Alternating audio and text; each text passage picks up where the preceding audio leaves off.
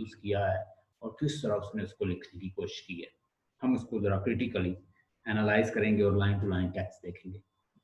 John Ashbury basically to जो philosophies हैं, idealism और रियलिज्म, इन दोनों की बात करता है। जॉन एशबेरी को जब हमने पढ़ा, कल हमने डिस्कस किया कि जॉन एशबेरी एक पेंटर है। जॉन एशबेरी अपनी पोएम के अंदर एक पेंटर का करैक्टर लेता है और पेंटर जो है बिल्डिंग के सेंटर में खड़ा है, उसके पीछे बिहाइंड बिल्डिंग है, उसके सामने एक सी है, वो सी को पेंट करना चाहता है। एक पार्टिसिपेंट और है, most welcome Sobia, you are most welcome. John Ashbery का करैक्टर जो पेंटर है, उसकी पोएट्री के अंदर, द पेंटर के अंदर, पेंटर सी को पेंट करना चाहता है और वो कहता है कि सी जो है अपनी वेव्स के साथ आके प्रिंट हो जाए। पोएट ऐसे, पेंटर ऐसे बैठा हुआ है कि जैसे एक बच्चा जो है वो गॉड से प्रे कर रहा है। गॉड और उस बच्चे का रिलेशन जो है, या उसका प्रे का और गॉड का जो रिलेशन है, वो एक पेंट और पेंटर का और गॉड का रिलेशन भी वो वैसा ही बताता है। वो बैठा हुआ है बड़े मासूम अंदाज से, वो चाहता है कि इसी तरह पेंट जो है, इसी तरह अंडर करंट वेव के साथ ऐसे ही बहता हुआ ये जो सी है, ये ऐसे ही उसके कैनवस के आप ऊपर प्रिंट हो जाए।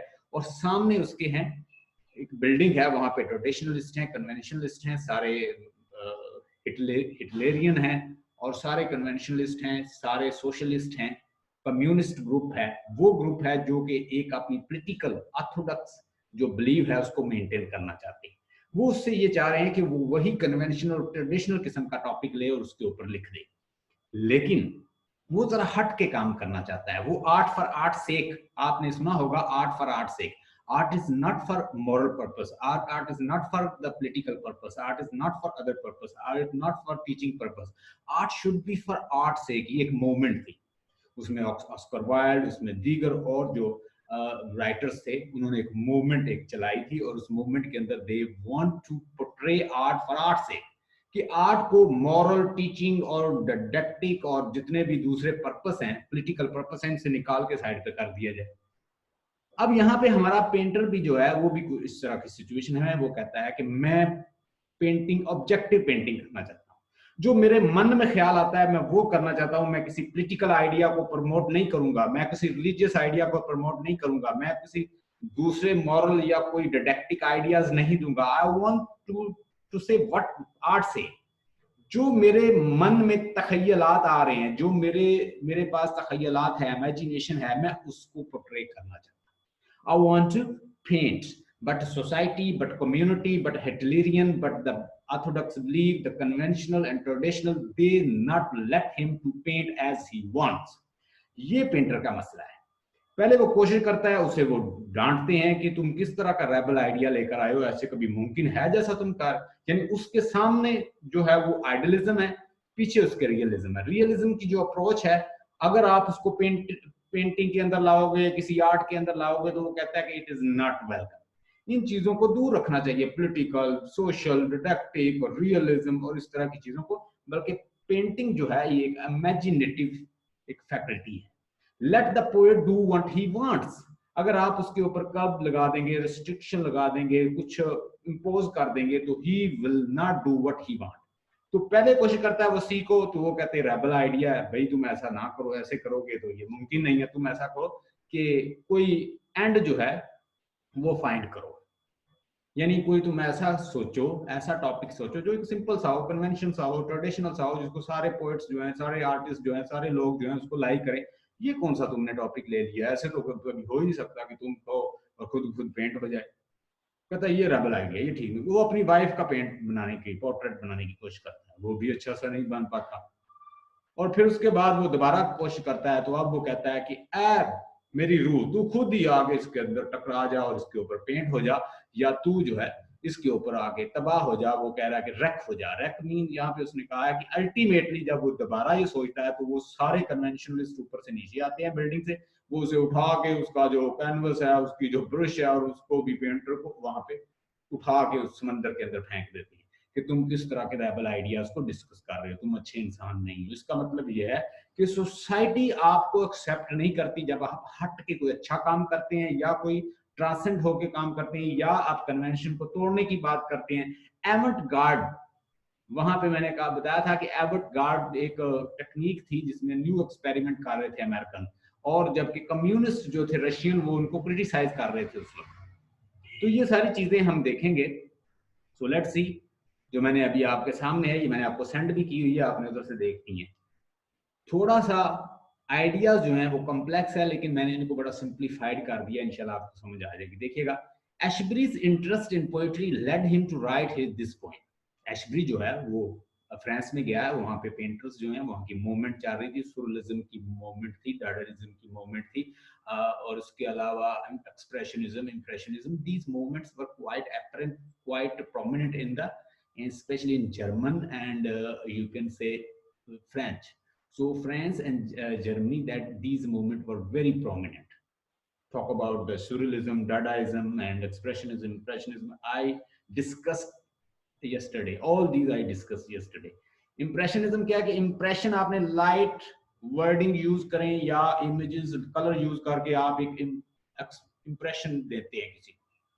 और अगर extreme color use करके आप painting के through अगर expression दे रहे हैं, कोई चीज show कर रहे हैं, तो that is एक्सप्रेशनिज्म। तो इसी तरह पोएट्री के अंदर भी जब आप इस तरह की टेक्निक, वर्ड्स को की टेक्निक यूज करके आप अगर इंप्रेशन और एक्सप्रेशन देते हैं, जिसको इंप्रेशनिज्म और एक्सप्रेशनिज्म कहते हैं।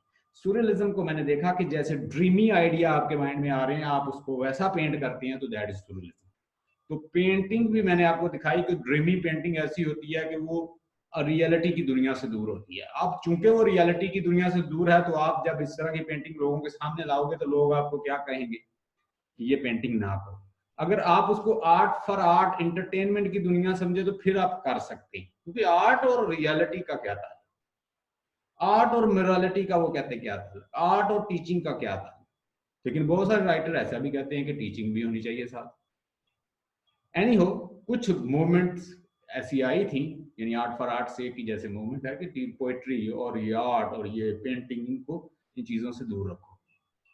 Ashbery's interest in painting led him to write the poem. The painter is the fully representative of Ashbery's poetry. Ashbery की जो poetry है, especially you talk about the painter. It is his interest in painting, because he went to what Paul France, and over there he influenced from the French writer and painters. French writer और painter से ये मुतासर हुआ, और वहाँ इसने painting में जो इसका इंटरेस्ट है वो इसके एक बोलता हुआ सबूत है जो इसने ये पेंटर लिखी है। Ashbery uses a personas to reveal the poetic urge. वो एक पोएटिक अर्ज जो है वो रिवील करना चाहता है।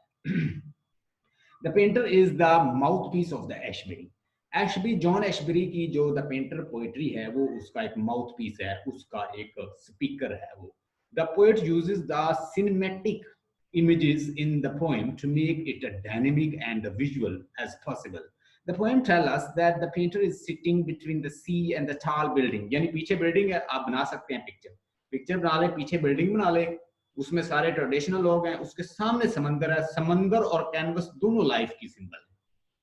ठीक है, ये दोनों समंदर जो सी है और प्लस कैनवस, ये दोनों लाइफ की सिंबल है। ये लाइफ है, जैसे लाइफ जो है वो समंदर की तरह होती है, कैनवस भी समंदर की तरह, तो वो लाइफ की तरह। तो इन दोनों पे वो अब इसमें वो लिखना चाहता है अपनी मर्जी का, तो वो कोशिश करता है कि वो कुछ करे, कुछ अपनी मर्जी से कुछ करने की कोशिश करे, लेकिन पीछे से बिल्डिंग वाले उसे खींचते हैं, ये ना करो, वो ना करो, किसी पॉलिटिकल पार्टी पे लिखो, किसी टॉपिक पे लिखो, जो टॉपिक्स पे लिखो कि कोई किसी पार्टी के साथ लिखो, कोई किसको लाइक करता, कोई रिलीजियस, कोई पॉलिटिकल, कोई सोशल, कोई इस तरह के टॉपिक पे लिखो। तो वो कुछ हट के काम करना चाहता है, तो इसीलिए वो कहता है कि आर्ट को ऑब्जेक्टिव होना चाहिए।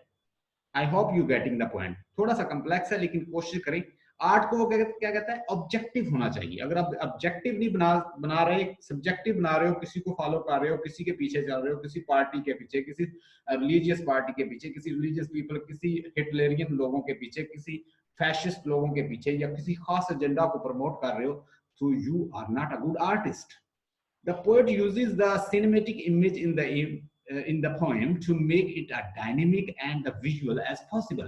आपके सामने इस तरह की images रखता है, कैनवस की, ब्रश की, सी की, ठीक है, और उसने एपिथेट और इसके अंदर जैसे यूज किए हैं और पर्सोनिफिकेशन यूज की है और साथ साथ उसने एलिट्रेशन यूज की है इसके अंदर। विल सी, जब मैं इसका एनालिसिस करूंगा तो साथ साथ बताता जाऊंगा। The poem tells us the painter is sitting between the sea and the tall building. He is attempting to create something impossible but remain unsuccessful. क्या कहता है कि कहता मैं वैसा ही सी जो है ना अपने ऐसे हाथ बांध के बैठ जाता है और दुआ कर रहा है, जैसे एक बच्चा जो है वो दुआ करता है गॉड से। तो कहता है एक पेंटर का और गॉड का रिलेशन भी ऐसे ही होता है कि वो एक अब्स्ट्रैक्ट उसका रिलेशन बना होता है गॉड के साथ, जैसे एक बच्चा जो है वो दुआ करता है मासूम अंदाज से।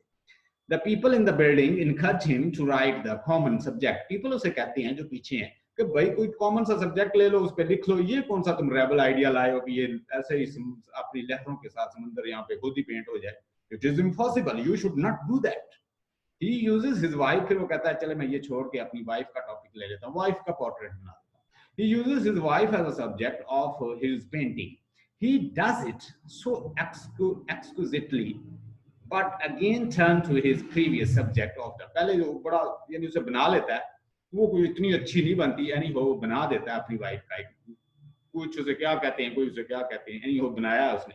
अब वो फिर वो कहता है मैं थोड़ा सा, क्योंकि पोएट जो है वो हट के काम करना चाहता है, वो एक यूनिक आइडिया लाना चाहता है, वो एक रेबल आइडिया देना चाहता है, वो एक आउटस्टैंडिंग आइडिया देना चाहता है, वो एक हट के काम करना चाहता है, वो ट्रेडिशन को तोड़ के एक नई सोच पे काम करना चाहता है। But the people are not going to let him do. और रॉबर्ट फ्रॉस्ट को अगर आप देखें तो इसके आइडिया थोड़े से उससे मिलते जुलते हैं। रॉबर्ट फ्रॉस्ट ना rustic pastoral life, villager life और रस्टिक लाइफ, विलेज की life, simple word, simple diction, simple लोगों को पोर्ट्रे करता था वर्ड्सवर्थ की तरह। तो लोगों ने उसे कहा कि तुम कामयाब नहीं हो सकते, यहाँ तो दौर है सोफिस्टिकेटेड लैंग्वेज का, बम्बास्टिक लैंग्वेज का, आउटस्टैंडिंग लैंग्वेज का, मुश्किल वर्ड यूज करो ताकि तुम कामयाब हो जाओ। तो उसने एक लिखी है the road not taken poem. उसमें वो कहता है कि मैं रॉबर्ट फ्रॉस्ट, मुझे लोगों ने कहा कि ये रास्ता कामयाब नहीं हो सकता, यानी मैं जा रहा था, मेरे जंगल में दो रास्ते आ, एक रास्ता जो है वो भी वैसा ही है थोड़ा, जो दूसरा जो है थोड़ा सा हट के उससे। तो मैंने दोनों को देखा, दोनों एक जैसे ही थे। एक को मैंने देखा तो वो मुझे ऐसे लगा कि वो जो पहले रास्ते से थोड़ा सा ऐसे था कि जैसे उस पर कोई नहीं चला, तो मैं उस पर चलना शुरू कर दिया। यानी एक रास्ता तो जहाँ पे लोग चले हुए थे, एक पे कोई नहीं चला था, मैंने उसका इंतखाब किया। लोग मुझे क्रिटिसाइज करना शुरू हो गए, रॉबर्ट फ्रॉस्ट कहता है, इसलिए कि उस रास्ते पे कोई चला नहीं था, उस पर कैसे कामयाब हो सकते। जैसे हमारे लोग, एक बंदा एमबीए कर ले तो सारे कहते हैं यार एमबीए कर लो, एक एमए इंग्लिश कर ले तो सारे उसे कहते हैं एमए इंग्लिश करो, बड़ा फायदा है। यानी हम लोग ये नहीं देखते कि मेरे अंदर फैकल्टी क्या है, मेरे अंदर कैपेबिलिटी क्या है। जो आपके अंदर कैपेबिलिटी है आप उसी में ही कामयाब हो। अल्टीमेटली बिकता वही है जिसके अंदर जान होती है। इंसान का जो इंटेलेक्ट होता है वो हर किसी का डिफरेंट है। गॉड ऑलमाइटी ने हर किसी को वेरियस इंटेलेक्ट रखा है, हर किसी के अंदर, उसके अंदर कोई टेक्निक, कोई यूनिक फैकल्टी उसके अंदर मौजूद है, क्योंकि गॉड ऑलमाइटी ने किसी को बेकार पैदा नहीं किया। लेकिन he has to find his essence. उसने देखना है कि मैं किस लिए बना। As Aristotle and Plato, they had a belief that everybody is having a sense, but you have to find your eudaimonia. You have to find for what purpose you are created. आपने उसको खुद थोड़ा सा find करना है। जैसे मैं ये फाइंड कर चुका हूं कि मेरी फील्ड जो है, मैं अच्छा बोल सकता हूं, मैं एक अच्छा लेक्चरर काम कर सकता हूं, I can teach my subject and I have a full command on my subject, I know I can speak in front of public.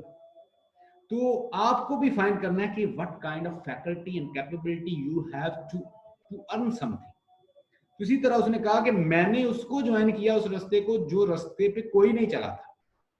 लोगों ने क्रिटिसाइज किया कि ये बड़ा सिंपल लिखते हो, विलेजर टाइप लिखते हो, पेस्टोरल लाइफ दिखाते हो, विलेजर की लाइफ दिखाते हो, आम डिक्शन इस्तेमाल करते हो, तुम्हें तो चाहिए hi fi language, bombastic use करो मिल्टन की तरह, फिर कामयाब हो गए। कहता मैंने उसी रास्ते पे चला और मैं आखिर कामयाब हो गया। तो you should find, once you find your essence, then keep working on it, make best version of yourself by making perpetual effort. Continuous effort करो और उसके ऊपर उसमें कामयाबी हासिल। The people in the building encourage him to write common subject. He uses his wife as a subject of his painting. He does it so exquisitely. उसने इतना शानदार तरीके से वो भी किया, but again turn to his previous subject, जो आपका इंटरेस्ट होता है आप हट के वहां ही आते हो. His effort to paint the automatically are not realized and is mocked by the people in the building के अंदर जो लोग थे उन लोगों ने उसको क्रिटिसाइज करना शुरू कर दिया. The painter is crucified by his subject. His desire of innovative and futuristic art remain only the prayer of and longing. अच्छा, उसने ख्वाहिश की कि वो एक अच्छा करे, लेकिन उसकी जो विश है वो एक लॉन्गिंग बन के रह गई, एक ख्वाहिश बन के रह गई, एक विश बन के रह गई. लोगों ने उसे पकड़ के क्रूसीफाई कर दिया. आपको पता है कि जीसस क्राइस्ट को उन्होंने क्रूसीफाई कर दिया था कि वो उसने कहा कि मैं गॉड का प्रॉफिट हूं और मैं यहाँ पे आप लोगों को तबलीग करने आया हूँ. तो यानी वो गुडनेस सिखा रहे थे. जूइश जो है उन्होंने अल्टीमेटली उसको पकड़ा, यानी ये क्रिश्चियनिटी का बिलीव है कि उनको क्रूसीफाइड कर दिया. तो बिल्कुल वो भी एक रेबल आइडिया, एक न्यू आइडिया लाया, तो लोगों ने उसे पकड़ के क्रूसीफाई कर दिया उस painter. He is not able to achieve the extraordinary because of the ordinary demand of the, क्योंकि लोग ऑर्डिनरी चाहते हैं, वो एक्स्ट्राऑर्डिनरी करना चाहता है. आपके पास बम्बास्टिक आइडिया है, आप पढ़ गए हैं, आपका माइंड जो एलिवेट हो गया है, लेकिन जो लोग आपके साथ रहते हैं वो तो एलिवेटेड नहीं है. या तो फिर उनको भी एलिवेट करो ताकि एलिवेटेड हो, वो भी सोचें आपके लेवल पे. तो इस तरह वो खुद एक एलिवेटेड माइंडेड है, जबकि पीपल उससे ऑर्डिनरी चाहते हैं. अब वो ऑर्डिनरी करेगा तो वो कामयाब होगा. ये इसके अंदर एक ट्रेजेडी भी है, देख लें. It is also having a tragedy. You know that modern tragedy is not tragedy of the fate. Modern tragedy is the tragedy of the social norms. Social norms इतने हैवी हैं कि वो इंसान की ट्रेजेडी का बायस बनता है. जैसे हमने ट्रेजेडी एक हेनरी किब्सन की ट्रेजेडी पढ़ी, हेनरी किब्सन का आवाज बहुत हल्की हो गई पढ़ा. हेडा गैबलर क्या है? एक सोशल ट्रेजेडी, कि सोशल नॉर्म ही उसकी ट्रेजेडी का बायस बनते. So what is happening in over here? Social norm इतने स्ट्रॉन्ग है कि वो कुछ नया लाता है वो उसको एक्सेप्ट नहीं करते. हेडा गैबलर चाहती है कि वो एक नए अंदाज से लाइफ गुजारे, लेकिन लोग उसको एक्सेप्ट नहीं करते. तो here is a tragedy as well. We will discuss it as a tragedy. ये एक पोएम अपने अंदर ट्रेजेडी लिए हुए. पोएट ने आपको क्या दिखा दिया? एक ट्रेजेडी भी दिखा दिया है कि modern people are not accepted with innovative idea, with unique idea, with the modern idea. If you got a good idea, rebel idea, people will criticize you, they will repel you back, they will crucify you, they will attack on you, they will kill you, they will ultimately throw you in the sea. जैसे उसको उन्होंने पकड़ के सी में फेंक दिया. तो यहाँ पे बहुत सारे मामला हैं. ये कोई ये पोएम है राउंड अबाउट 1956 राउंड अबाउट कोई एज है. उसमें ये हो रहा था कि जो अमेरिकन थे वो न्यू एवंट गार्ड एक मूवमेंट थी. उसमें they are experimenting new techniques in poetry, in writing and in you know painting. American जो थे वो न्यू एक्सपेरिमेंट करते थे, लेकिन कम्युनिस्ट ब्लॉक जो था उनको क्रिटिसाइज करते. तो यहाँ पे वो हिटलेरियन आइडिया, वो फाइशिस्ट आइडिया, और उसके बाद वो डिक्टेटरशिप का आइडिया, वो कम्युनिस्ट ब्लॉक की सर्टन सोच जो है कैपिटलिस्टिक जो ग्रुप के खिलाफ थी, तो वो भी यहाँ पे पोर्ट्रे की गई है कि यहाँ पे न्यू आइडियाज को ये लोग एक्सेप्ट नहीं करते. हम इसको डिफरेंट लेवल पे इसको इंटरप्रेट करेंगे. The main theme of the poem is the innovative, modern, and creative artists are crucified by the traditional and the conventional people. This is not the only theme because the poem is to be understood in many different levels. यानी हम इसको different level पे भी discuss करेंगे. देखिएगा. Introduction. John Ashbery uses painter, a persona present before us a conception of the poetry. The painter is like Ashbery is innovator and want to capture the vitality of life rather than mere the surface, transmit beauty of the same. वो क्या चाहता है कि वो आपको vitality जो है life की, वो अंडरकरंट वेव के साथ, वो अपनी लहरों के साथ वैसा ही जो समंदर है वो वहां पे पेंट हो जाए. वो नई आइडिया लाना चाहते हैं. ये एक उसने एक सिंबॉलिक उसने उसको बताया. ऐसा मुमकिन तो नहीं है, लेकिन वो ये चाहता है कोई नया रेबल आइडिया लेकर आए, कोई नए अंदाज से पोइट्री करे. जैसे सुरलिज्म की टेक्निक है कि जैसे ख्वाब आते हैं वैसे ही आप लिख दें. अब वो आसमान उठाया हुआ एक पिक्चर में हमने, ये सारे इंटरप्रिटेशन ड्रीम की है ना. तो ये एक पेंटिंग को ये कहता है कि डिफरेंट एक सेक्शन समझा जाए, एक डिफरेंट डिपार्टमेंट समझा जाए, ना कोई मोरालिटी की कोई फील्ड समझा जाए. The painter is the most representative of Ashbery's poems, and it is the key of the understanding Ashbery. Both as and the poet, both as and the poet and artist. आपको मैंने बताया कि प्लेटो जो है वो poetry और painting को same समझता है, तो ये भी यहाँ पे पोइट्री और पेंटिंग वो कहता है एक ही है. The painter breaks down the traditional and orthodox restrictions on the art laid by the classicist. Classicist क्या लेड करते हैं, क्या इल्जाम लगाते हैं, ये खास कन्वेंशन है, आप उसको फॉलो करें. अगर कोई रियलिज्म में कोई बात आती है तो उसे लिखें या पेंट करें. आप जो अनरियलिस्टिक चीजें हैं जो मुमकिन नहीं है वो पेंट या राइट नहीं कर सकते. And want to steal the essence of art. Ashbery is no moralist and conceives the art for the its own sake. Art for art sake, मैंने बताया एक मूवमेंट है, उसमें ये कहा गया कि पोएट्री और जो पेंटिंग है ये एंटरटेनमेंट की दुनिया है. इसको मोरालिटी से, इसको पॉलिटिक्स से, इसको सोशल रियलिटी से, सोशलिज्म से, कम्युनिज्म से, डिक्टेफासिस्ट जो आइडियाज हैं इससे दूर रखें. कोई खास एजेंडा ना इम्प्लीमेंट करें आप. You should do poetry for poetry's sake, for art's sake, painting for painting's sake. Let it be the field of entertainment. As the bird sing for its own sake, जैसे कि bird जो है अपने लिए गाते हैं या दूसरों के तो नहीं गाने गाते हो, तो जो जिसकी डोमेन है उसको उसकी डोमेन तक रखो.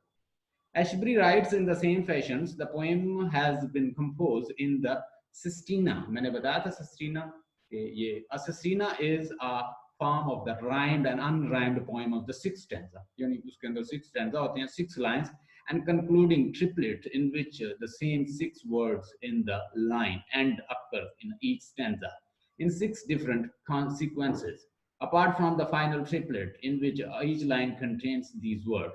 नीचे आए जरा, मैं आपको जो चीज बताना चाह रहा था. यस, यहाँ पे the development of the thought पे आ जाए जो heading. Symbolic element. The poem is a highly symbolic and packed with a symbol that seems like allegory. हमने देखा था allegory होता है कि वो एक मीनिंग के साथ एक मीनिंग और कैरी करती है, उसको allegory कहते हैं. That whatever you see, it is not its meaning.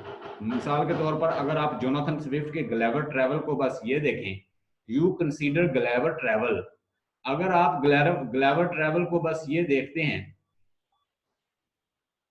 जैसे ये एलेगरी लिखा हुआ है, तो एलेगरी का मतलब क्या है कि allegory is just like carrying second meaning. आप ग्लेवर ट्रैवल में अगर आप देखें तो वो पिग्मीज जो बोने दिखाए गए हैं, that is just the tales of for the children. But whenever you see at the surface and the second meaning, it is carrying another meaning, the political meaning. उसके अंदर उसने पॉलिटिकल मीनिंग भी दी है. तो ये भी एक एलिगरी है. आपको जस्ट उसने दिखाया कि उसके मन में ये आइडिया है कि वो चाहता है कि ऐसे पेंट हो जाए, लेकिन उसके पीछे मीनिंग, इसके पीछे मीनिंग चल रहे हैं. वो जो कम्युनिस्ट ब्लॉक है जो पोएट्स को आजादी नहीं देता, वो उसको खास एजेंडे पे लगाता है. हिटलरियन सोच जो है, वो जो ऑर्थोडॉक्स सोच जो है, वो जो ट्रेडिशन और कन्वेंशनलिस्ट हैं, they do not let poetry and painting to flourish. They do not let them to work art for art's sake. यानी वो सारी चीजें हम वन बाय वन एक्सप्लेन करेंगे इसके अंदर. The poem is not imagination. ये कहता है कि सिर्फ इमेजिनेशन नहीं है. It's not imagination. It is a concrete, pregnant with the symbolic allusion. इसके अंदर बहुत सारी allusion है. Allusion like sea जो है वो भी एक allusion है. किसका? वो भी एक आपको इशारा दिया गया किसका? लाइफ का. That stand for life. It's life. C is for life. यानी वो आपको लाइफ बताता है कि जिंदगी कैसे, जिंदगी के अंदर जो वेव्स हैं, अप डाउन है, ये सारी चीजें वो आपको बताता है. और कैनवस जो है वो भी लाइफ है. वो अपनी लाइफ को अपनी मर्जी से गुजारना चाहता है, अपनी मर्जी से पेंट करना चाहता है. But people are not going to let him to spend life accordingly. Sitting between the, अच्छा आप यहाँ पे टेक्स्ट भी लिख सकते हैं, बहुत सारे यहाँ पे ऑप्शन मौजूद हैं तो क्लियर भी कर सकते हैं. यहाँ पे देखिए जी, sitting between the sea and the building. Sitting between the sea and building, He enjoyed painting the sea portrait, but just as children imagine prayers is merely silence, he expected his subject. Sitting between the sea and a building. Poet हमारा जो है building और sea के दरमियान है. सामने उसके building है, पीछे उसके building है, सामने उसके sea है. He enjoyed painting the sea portrait. और वो sea का जो portrait है वो चाहता है कि ऐसे वो बन जाए उसके canvas पे और वहां पे वो बैठा हो, enjoy कर रहा है. But just as a children imagine a prayer. लेकिन वो बैठा हुआ है, वो painting canvas रखा हुआ उसने सामने और इधर पीछे लोग हैं, सामने वो sea है और बैठा है और ऐसे जैसे एक बच्चा जो है ना वो गॉड के दरमियान जब दुआ करता है तो उसका लिंक डायरेक्ट गॉड के साथ होता है. Is merely silence is expected is subject. और बिल्कुल खामोशी से एक्सपेक्ट कर रहा है कि उसको उसका सब्जेक्ट कोई मिल जाए. अभी वो डिसाइड नहीं कर पा रहा. The sea is a symbolic creativity and unexplored depth of the human consciousness. It also यानी क्या है ये unexplored depth of human consciousness. ये सी है. इट इज यानी इंसान के कॉन्शियसनेस के अंदर बहुत ज्यादा चीजें हैं, लेकिन अगर उसे इजाजत ही नहीं दी जाएगी कि वो उनको एक्सप्लोर करे, वो अनएक्सप्लोर पड़ा हुआ है. आप उसे इजाजत ही नहीं दे रहे, आपने लॉक लगाए हुए हैं, रिस्ट्रिक्शन लगाई हुई है, आप उसे free thought, freedom of thought, freedom of inquiry, freedom of thought और फ्रीडम ऑफ न्यू क्रिएटिविटी नहीं करने दे रहे. So you have changed him. Society and the people, conventionalists and the communists, they all together, they have changed it and they're not allowed to write some productivity. They are not going to let them write some productivity. Therefore, writer is confused and baffled what to do. वो बिल्कुल baffled है, confused है कि क्या करे वो. It also resents the vitality and a sense of our life, which has been long ignored. The building and their architectures are unexplored and achieved condition of art. The painter symbolize the creatives and the modern age, and the people, buildings are the traditional critics who fails to understand the philosophy of art. अब philosophy of art से मतलब है कि वो art for art sake को नहीं समझते, art for art sake को नहीं समझते. यहाँ पे लिखें, मैं लिख देता हूँ. यानी क्या नहीं समझते वो? They do not understand what is art for art sake. Art for art sake क्या है? They do not understand. Art for art sake. Art for art sake. कि आर्ट एक एंटरटेनमेंट की दुनिया है, उससे जस्ट आप एंटरटेनमेंट समझो. So what our writer want that it should be considered just like art. Not you should not use it for other purpose. जैसे कि लोग अगर दूसरे पर्पस के लिए उसको इस्तेमाल करते हैं, दैट इज नॉट गुड. वो ये चाहता है. तो ये इसका मतलब है इस चीज का. नीचे आए.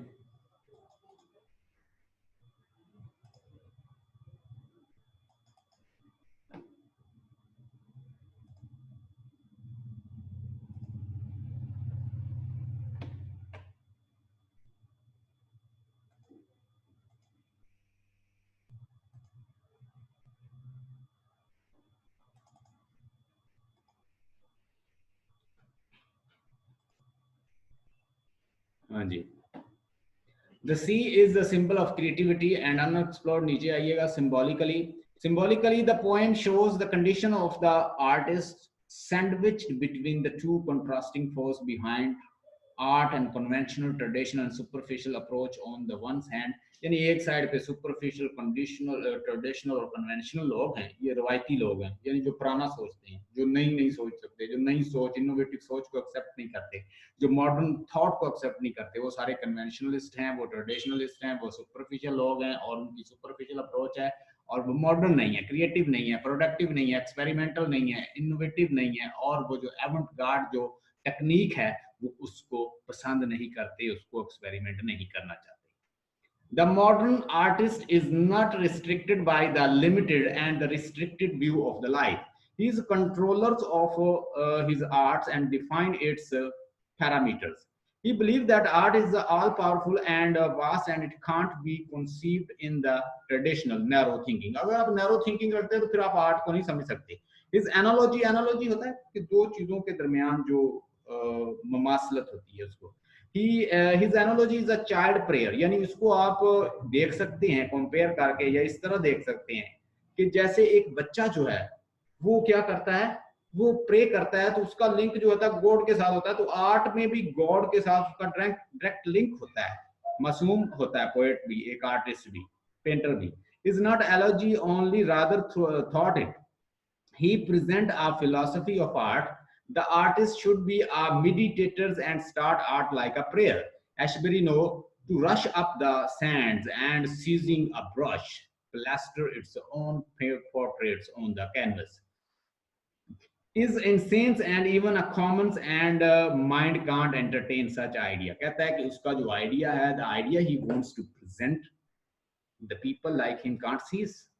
कि जो आइडिया वो देना चाहता है वो ना तो ये लोग जो है उसको सीज कर सकते हैं, ना उसको एक्सेप्ट कर ग्रैब कर सकते हैं, समझ सकते हैं. He has some innovative, modern and rebel idea. These ideas are innovative and they are not perceived by these common people with common thought. So such conception of art is a reality can be achieved only through the prayer in silence. यानी ये चीज silence होके ही समझ सकते हैं आप. The difference between artificial art and vital art is the presented by the artist with his back to the buildings and the face to the sea. यानी ये आइडिया तब भी समझ सकते हैं कि जब आप इन कन्वेंशनलिस्ट की तरफ बैक हो जाएं, इनको बैक पे रखें और इनको you should not see them. If you will see behind them you can't paint. आप अगर उनको ही देखते रहेंगे जो आपको पीछे से क्रिटिसाइज कर रहे हैं तो आप काम कर सकोगे. मिसाल के तौर पर अगर आप हर भौंकने वाले डॉग के पीछे पड़ जाएं, वो आप पे भौंक रहा है तो आप उसके पीछे लग जाएं, तो आप आगे बढ़ सकते हैं. वो भौंकते रहेंगे, आप जो है आप आगे बढ़ते जाएं, फिर आप कामयाब हैं. But if you are looking behind the building they will keep on criticising you, but you are just looking behind and can you proceed? You can't proceed. Even you can't carry your brush to do work. So you need to just forget them and keep on working. Then you can work. Subjectivity and objectivity is over there. There was no paint on the canvas. Canvas के ऊपर क्यों paint नहीं है कि वो पीछे देख रहा है. Objective art is difficult to attain, but it lends realism and universality to the artist masterpiece. And objective art is not bound by the artist, his consciousness or his artistic ability. So the painter meditated for the long, but nothing appeared on the canvas. The painter wanted either to paint objectively or nothing at all. He was an iconoclast. Iconoclast का मतलब देखें, a person, मैं लिख देता हूं इधर. Iconoclast का मतलब होता है ये है iconoclast person, rebel. यानी ऐसा शख्स जो एक रेबल आइडिया रखता है और he is the breaker of tradition, यानी he is anti tradition. Rebel person उसको कहते हैं आइकोनोक्लास्ट. आइकोनोक्लास्ट हिज यानी he is giving anti traditional view. अब जो राइटर है वो कोई एंटी ट्रेडिशनल व्यू रखता है, कन्वेंशन जो पहले से रवायत चल रही है उससे हट के काम को कहते हैं iconoclast. He was an iconoclast. His representation of art must be perfect, otherwise, yani perfect otherwise. He will be just another artist in the echoes of the million of artists in the world. But the people in the were urging and to artists. People, लेकिन लोग उसे क्या अर्ज कर रहे हैं, भाई तुम ऐसा ना करो, तुम ऐसा करो, किसी पार्टी का लिखो, किसी डेमोक्रेसी के ऊपर लिखो, किसी सोशल कम्युनिस्ट पार्टी पे लिखो, किसी खास एजेंडे पे लिखो. What are you doing with rebel things? These are the rebel idea. Leave it, just have another thing. तो फिर आगे से कहता है try using the brush as a mean to an end. अब ये जो है ना ईडियम यूज हुआ है कि mean to an end. What is mean to an end? Mean to an end का मतलब है कि कोई भाई ऐसा काम करो कि वो उसमें तुम्हारा इंटरेस्ट हो ना हो, तुम्हें फायदा दे कोई चीज, कि किसी पार्टी के साथ एडजस्ट हो जाओ, किसी के साथ लग जाओ ताकि कोई फायदा करो. ये एडियम है. As a mean to an end, whether you are interested और not in the topic, you at least get some benefit. So try some mean to an end. Select for a portrait, तो portrait के लिए कोई ऐसा topic select करो जिसका तुम्हें फायदा हो, भले तुम्हें इंटरेस्ट है या नहीं। Something less angry and large and more subject, कोई ऐसा हो, लेस एंग्री का मतलब कि जो लोगों को नाराज ना करे, लोग उससे परेशान ना हो, लोगों को रियल लगे। कोई ऐसा टॉपिक लाओ यार, ये क्या टॉपिक लेकर आ गए हो। और large and more subject to a painter's mood and perhaps to the prayers, जो पेंटर के मूड के मुताबिक हो, जो पेंटर जिसको सोच सके कोई ऐसी चीज, दूसरे जो लोग क्रिटिक्स हैं वो भी उनको सोच सके, तुम पेंटर भी उसको सोच सको, या तुम अपनी दुआ में भी उसको शामिल कर सको। यार कोई ऐसा टॉपिक सिलेक्ट करो, व्हाट आर यू थिंकिंग, ये कैसा आइडिया है कि ये यहाँ पे पेंट हो जाए खुद ब खुद लहला अपनी बहती हुई लहरों के साथ। No, it's not possible. वो उसको सारे जो है इनकरेज कर रहे हैं, because they were the upholders of the traditionals of the subjectivity which was delimited by the artist mind and could not survive in the limitless regions of the vast universe. This is the reactions of the traditional artists to the experimental natures of the modern। यानी वो सारे जो लोग हैं वो उसको क्या कर रहे हैं, वो उसको जो ट्रेडिशनल अप्रोच है उस सब जो है वो उसको डिसलाइक कर रहे हैं, और वो जो मॉडर्न प्रैक्टिस करने की कोशिश कर रहा है वो सारे उसके एंटी हैं। अच्छा जी,